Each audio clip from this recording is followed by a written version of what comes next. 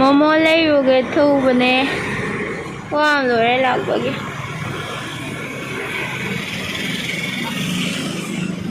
photo shoot kan tàu ini.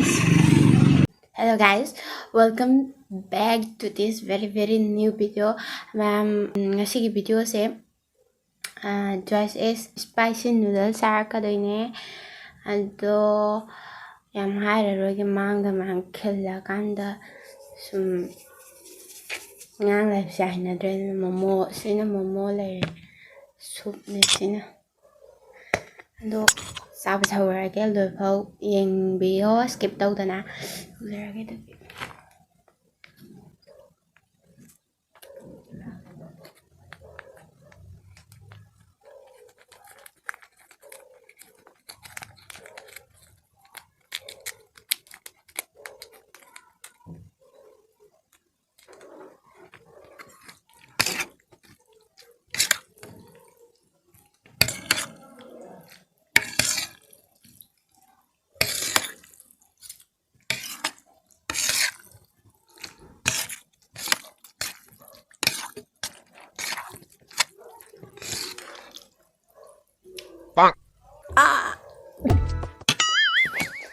sao rồi sẽ giúp ăn thật kỹ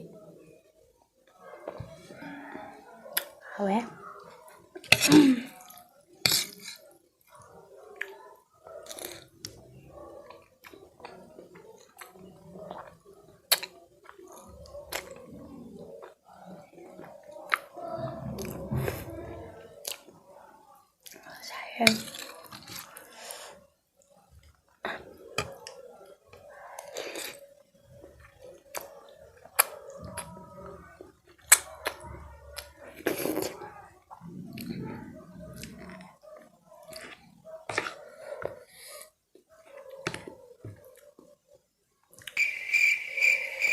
làm kìa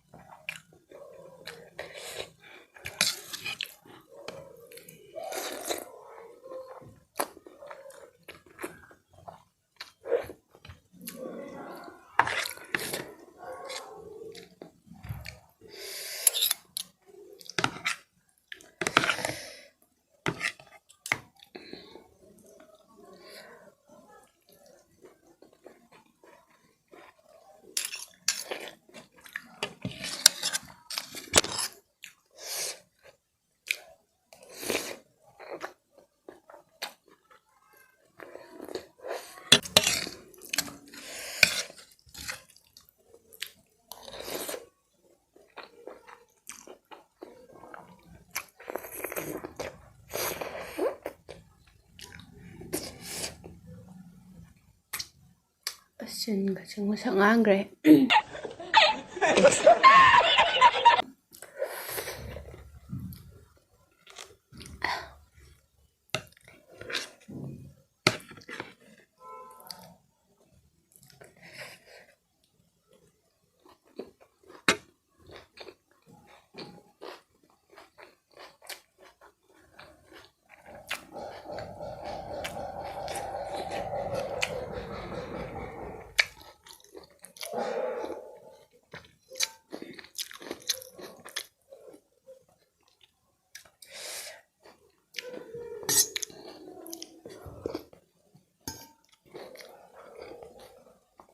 Momo dẹp khôi mà là bên cái ai có say năm mai birthday để sao cái vấn đề ở đấy hẹn hò bọn ta sao thì người chị bác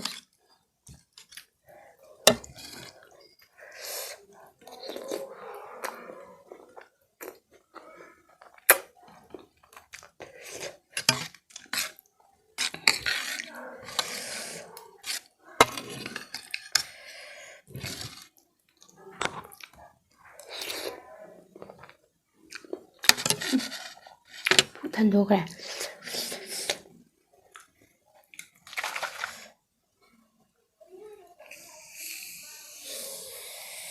không có lẽ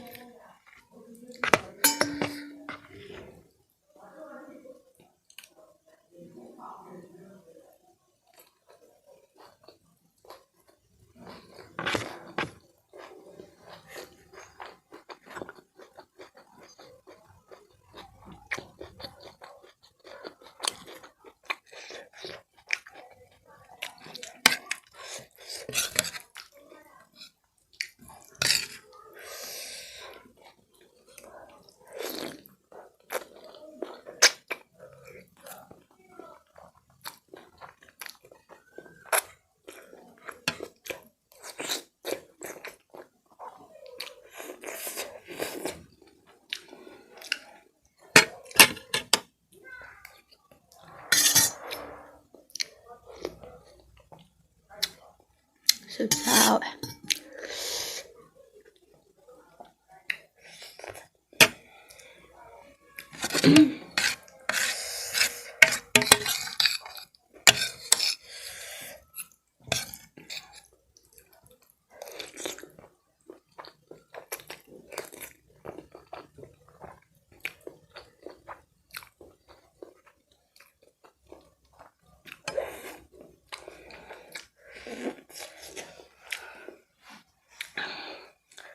mang cái em mua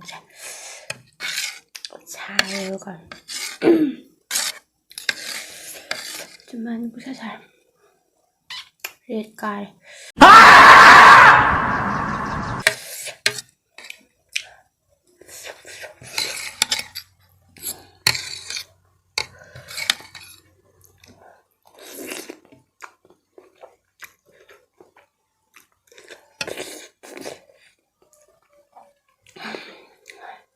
thuốc thần thuốc này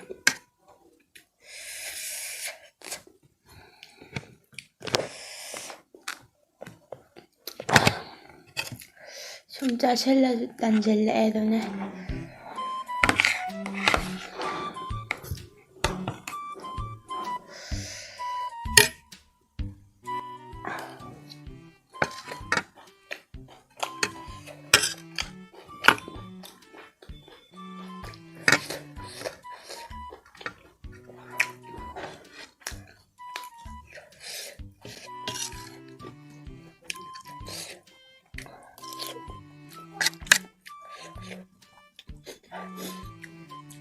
좀 일본 켜서 그래.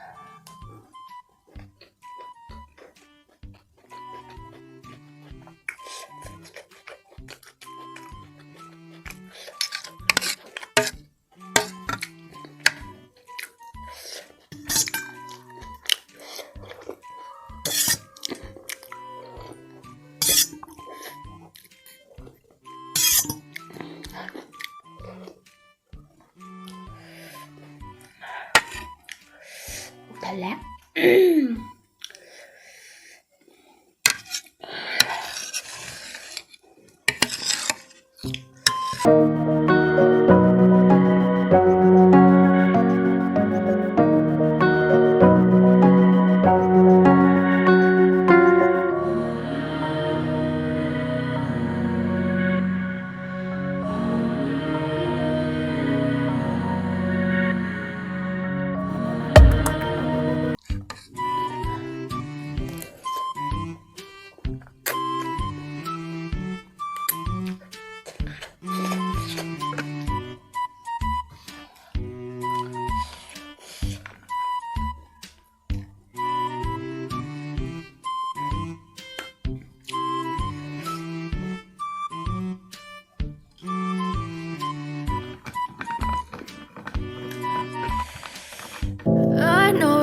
Told your friend you're not okay, and tell me what's wrong and why you never said you felt that way. And guess you're trying to stay strong and fake a smile until I look away. But I've known you too long, it hurts to watch your blue eyes fade to gray as you fade away, as you fade away. yeah, I'm about to fade away. Cause every time I wake up I feel like it's Monday. Something's going wrong with all the chemicals up in my brain. All of a sudden I don't look at anything the same way. Gotta build up of my thoughts sitting in an ashtray. I'm sorry that I'm so inconvenient, okay. Just let me be me and I'll stay out of your way. I can see the way you look at me, I'm such a disgrace. I never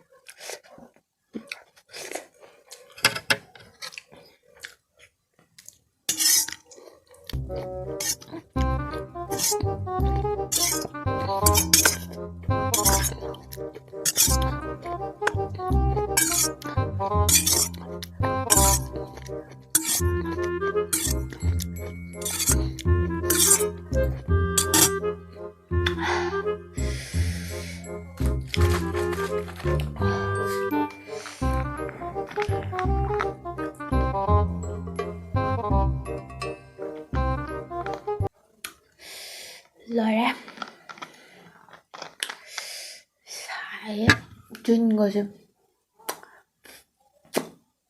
Sai cài Lore ko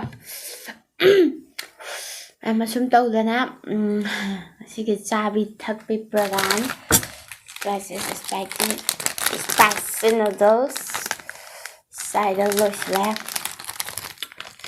Lois halage Maka Yang ka na nga ngarege do ma'am video se nungai biradi like comment share amadi subscribe to biramo ado na video yengeng aga subscribe to da video chat ida subscribe to ramda aina chimban sani chara phone de heng chat lo na video se lo share ga ma thang video na se bye bye